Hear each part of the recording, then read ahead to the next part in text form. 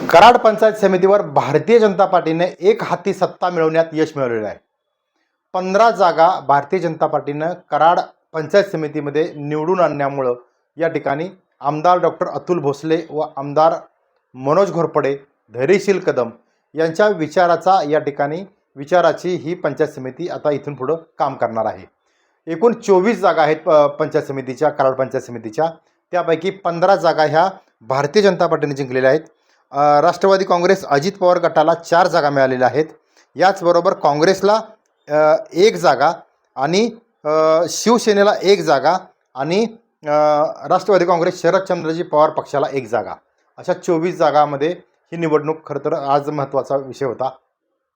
कराड पंचायत समितीमध्ये घडलंय बिघडलंय विश्लेषण आपण विस्तृतपणे उद्या 2 दिवसात करणारच आहे।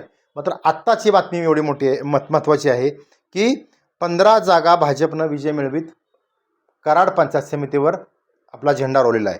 या जागा कोणत्या कोणत्या तुम्हाला सांगतो। सैदापूर, हजारमाची, तांबवे, विंग, कोळे, रेट्रे, काले, गोळेश्वर, कोयना वसाहत, शेरे, वाघेरी, चरेगाव, मसूर, वडोली भिकेश्वर व उमरज या ठिकाणी भारतीय जनता पार्टीचे पंचायत समिती सदस्य या ठिकाणी निवडून आलेले आहेत। आता राष्ट्रवादी काँग्रेस शरदचंद्रजी अजित पवार गटाला 4 जागा मिळालेल्या आहेत। त्या जागा कुठल्या तुम्हाला सांगतो। कालवडे, येळगाव, सवादे आणि कारवे या 4 जागावर राष्ट्रवादी काँग्रेसने विजय मिळवला आहे।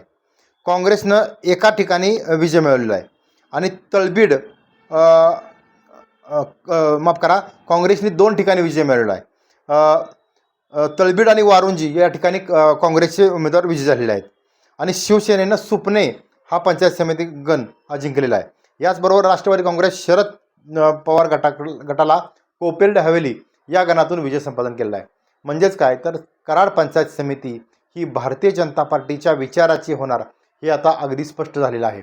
आता खऱ्या अर्थानं कराड पंचायत समितीचा सभापतीचा दावेदार खरा कोण याकडे सुद्धा सगळ्यांच्या नजरा असणार आहेत।